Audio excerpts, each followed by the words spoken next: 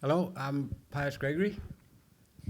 I'm a Yarro Garajari person from Broome, Western Australia. And I'm Leigh-Ann, and we're both WWF Broome people.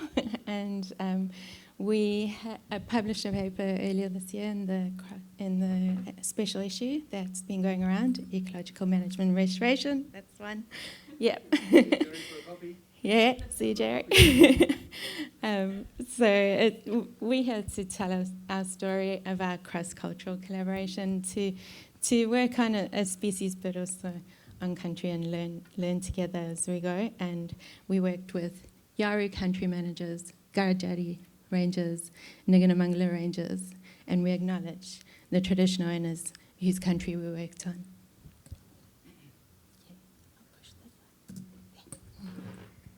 Yeah, we acknowledge the Nawal people on whose land we're standing today.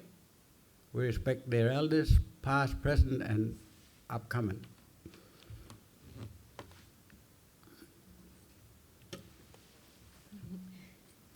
This little spectacle here will be name in Yarro is Magaban. Yeah, and the little kangaroo with glasses. It's got the orange around its eyes and, of course, looks like spectacles. We find it in WA in the open savanna and in Pindan and in grasslands, and it eats these soft grasses and fruits.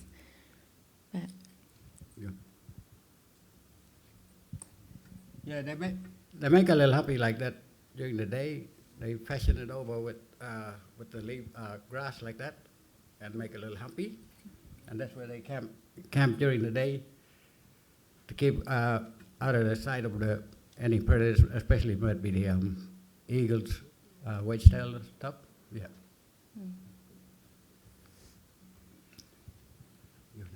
Yeah. So we got these green points from ALA. This is the distribution of Magaban. And you'll notice that it occurs across Northern Australia, but it's very patchy and rare in WA, and we know it's in decline. Yeah. So for those who don't know, the Kimberley, it's Northern WA. That's where our story starts. And if you zoom in on the very western edge of the Dampier Peninsula, that's Broome. Yeah, that's the picture that you see is the area of the Yarro native title. The yellow, red, and blue, those are the areas that managed in joint management with DBCA in WA. They are the in-town reserves, conservation estate. But the light green and the dark green is the IPA zones, and that's where the areas that we found this spectacle here, wallaby. Yeah, and the Yawuru Rangers are just so that there's no confusion, the Yawuru Rangers are the co-management rangers, and the Yawuru country managers are the people who we worked with, the Indigenous rangers for the area, under the Namaburu Yawuru Aboriginal Corporation. Yep. Next one. Yeah. So in 2014 is when we, WWF approached Yawuru as the traditional owners for the area to talk about spectacled hair wallaby. The last record that we had was the roadkill on Roebuck Plains Station in 2004.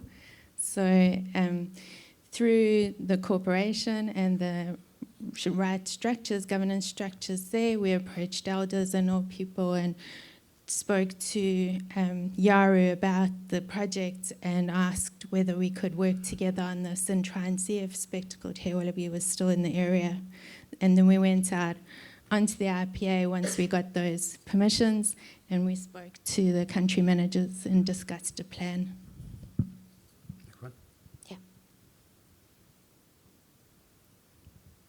Yeah, we went out stretch, it was cats and tracks, but mostly you can't find tracks there. We were lucky to find that one in the picture, because that's just on the edge of the road, where all the sand run off and all the loose sand is. But you got to walk out where we're walking in the bush there, you can't find the tracks. There's hard ground and a lot of leaf litter. So we went to looking for scats then. So that's how we found them. And we had a couple of old blokes walk out with us. They didn't have any stories. We were like other people here said today. We moved away from out the bush. We didn't live living out in the bush. We went to town, or as in some other people's cases, we were taken to missions. So that's why some of this stuff we didn't know about, we didn't learn. Yeah. Next one. Yeah, and here's a shot there where they're setting up their camera. Now, I heard a lot of people here talk about the animals and people. Well, the same thing in our area. That Magawan got a name. He's the Magawan, eh? This one here where they're setting up this camera, there's the cousin of that Magawan. It's a Gutterbull, northern nail-tail, and he lives down in the down on the salt flats marsh. So you can get really confused with if you're looking at scats, because they're quite close, similar. Two cousins anyway. What do you know? We found it. Big celebrations. Yeah. And from our perspective, we were really excited about this non-extinction, but for Pius and the Yaro people. Yeah, when I see the photos, we come back after after we've done the surveys, but we had this wasn't the photo that we had on. We had a male and female right in front of the camera with a little Joey in tow. So that really lifted me up anyway. Yeah. So I wanted to keep on doing more. So we decided to expand the project, and this was in 2017 when we had consulted more broadly, and of course then we wanted to extend the project down to an area where Yaro, Garajadi and Ngiramangla all meet, and put out some cameras there. And we went back out onto the RPA, everyone got together, everyone spoke about how to go about this, and really designed the program efficiently and according to what the traditional owners wanted and what the rangers wanted. So our survey goal was to find out the relationships between the Magawan predators like the feral cats and dingoes, and competitors, cattle and agile wallabies. And the occupancy, we also wanted to look at that. Are there any environmental variables that were influencing Magawan and where we were finding it? We weren't sure if we'd get enough data for that, but we wanted to give it a go. See. Survey results there, we got a couple of photos here. Yeah. That's a Magawan. If you look very closely, there's a little one in the pouch and a black cat. Yeah. It's kind of in the good snack size for cats, unfortunately, especially the babies. But from our camera images, we did get quite a bit of data. And so yeah, we found, and this is the boring part, but anyway, yeah. we found a negative relationship between cat activity and Magawan activity. So whether that's, high activity means low activity of spectacled hair wallabies, does that mean predation or does that mean avoidance? Yeah. So, yeah. Yeah. As you can see in these graphs, the Magawan is most active between 11 and 4 o'clock in the morning. And the cat, Yeah, the cattle and the Agiles had like this yeah, sunrise, they're all sunset. different. Sunrise, But, sunset peaks. But the dingo go inside a little bit, so we don't know if the predation by either the cat or the dingoes might be keeping the numbers down.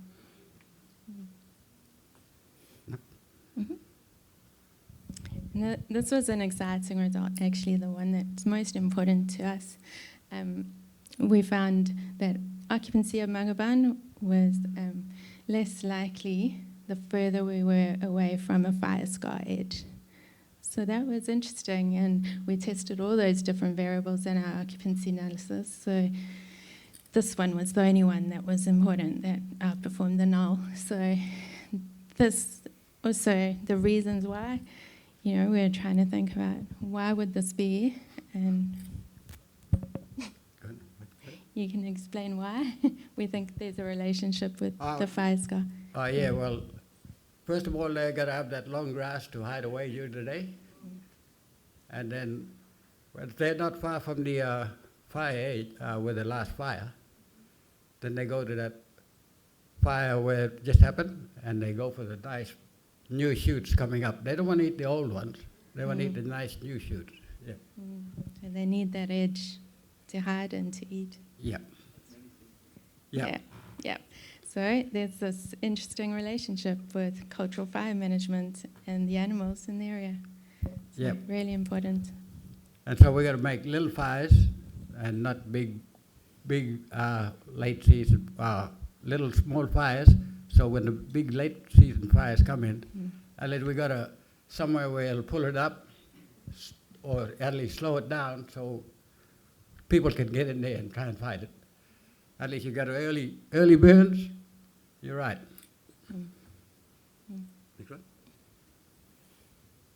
Yeah, earlier, just not long ago, we just finished setting out 40 cameras out and back out there. This, as you can see there, this different, because we were going by the fire scars this time. Yeah, and we have them on, how many? 2, I think, cameras that we set out, found on, as well as some other animals we didn't think would be there, like echidna right out there, and yeah.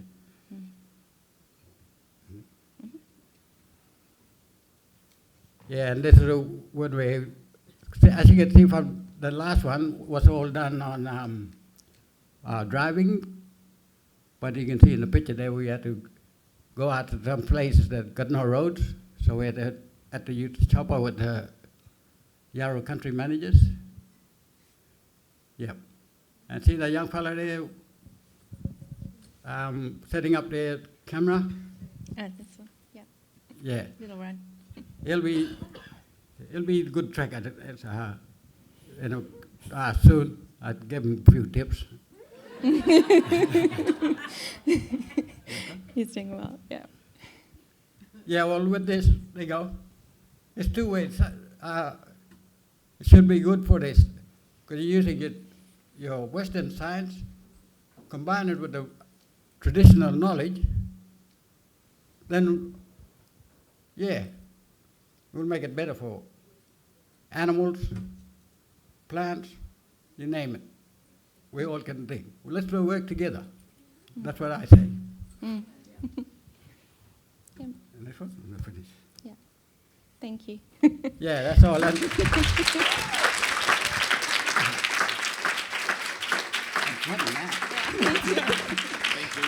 Yeah. I think If we you have some, listen there, we'll do this one.